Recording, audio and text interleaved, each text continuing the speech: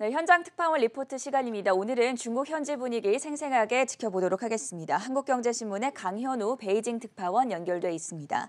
자, 강 기자 먼저 전일 마감했던 중국 증시에서 특징적인 부분들부터 짚어주시죠.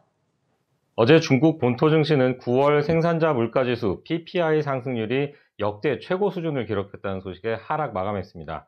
상하이 종합지수는 0.1%, 선전 성분지수는 0.08% 내렸습니다. 홍콩 증시는 어제 중양절 휴일이어서 휴장했습니다. 홍콩 증시와 본토 증시 교차 매매 거래도 없었습니다. 배터리와 전기차, 자동차주 강세가 이어졌습니다. 배터리 대장주 CATL은 1.9%, BYD는 0.6% 올랐습니다. 전기차 부문을 키우고 있는 창청 자동차는 4%대 강세를 보였습니다. 업종별로는 기계류가 2.4%, 항공기와 발전 설비가 1.9%씩 올랐습니다. 반면 의료기기가 4%대 급락했고요. 가구와 식품주들도 약세를 보였습니다. 여기에 어제 9월 중국의 생산자 물가지수 PPI가 전년 동기 대비 10.7%, 그리고 소비자 물가지수 CPI가 역시 0.7% 상승하면서 또 하나의 악재가 되고 있는데 이런 부분들에 대해서 중국 현지에서는 어떤 반응들이 나오고 있습니까?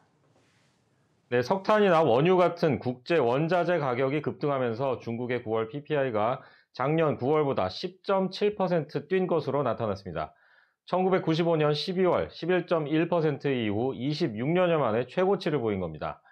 9월 PPI 상승률은 8월 9.5%와 시장 전망치 10.5%를 모두 웃돌았습니다. 반면 9월 CPI는 작년 같은 달보다 0.7% 오르는데 그쳤습니다. 8월 0.8%나 시장 전망치 0.9%보다도 낮았습니다. PPI는 기업들이 공장에서 상품을 출하할 때 가격인 도매 가격입니다. CPI는 시장에서 소비자가 사는 소매 가격이고요. PPI와 CPI 사이의 간격이 8월 8.7%포인트에서 9월 10%포인트로 더 벌어졌습니다. 두 지수의 차이가 이렇게 크게 벌어진 건 1993년 이후 처음입니다. PPI와 CPI의 차이가 크다는 건 기업들이 높은 원자재 가격을 제품 가격에 제대로 반영하지 못하고 있다는 얘기입니다. 그만큼 중국 내수 시장이 침체되어 있다는 뜻이라고도 할 수 있습니다.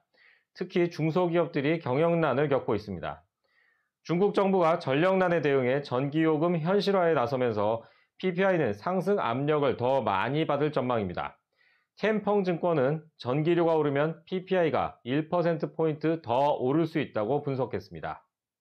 여러모로 현재의 중국 경제 상황을 주시해볼 필요가 있는 대목이었습니다. 마지막으로 향후 투자자들이 체크해볼 만한 이슈까지 전해주시죠.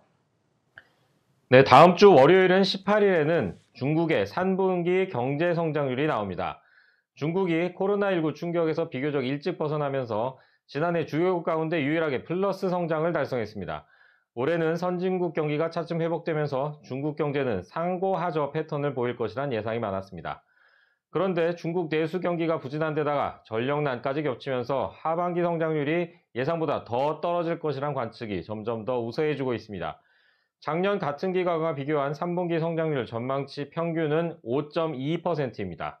1분기 18.3%, 2분기 7.9%보다 상당히 떨어지는 겁니다. 2분기에도 시장 예상은 8.1%였는데 기대에 못 미쳤습니다.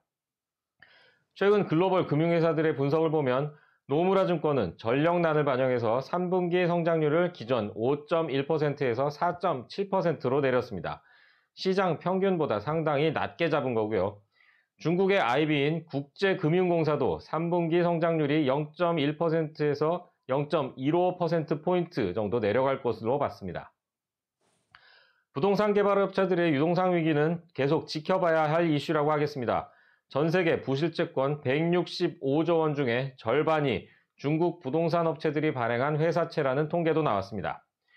헝다그룹이 오는 23일이면 이자 미지급 30일이 지나서 공식 디폴트에 빠질 수 있습니다.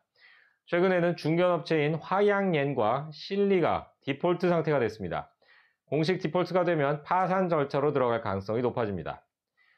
중국의 경기가 둔화되면서 당국이 유동성 공급을 늘릴 것이란 기대도 커지고 있습니다. 인민은행은 지난 7월에 지급준비율을 내렸는데 올해 안으로 지급준비율 추가 인하와 기준금리 인하를 예상하는 전문가들이 많아지고 있습니다. 지금까지 베이징에서 한국경제신문 강현우였습니다.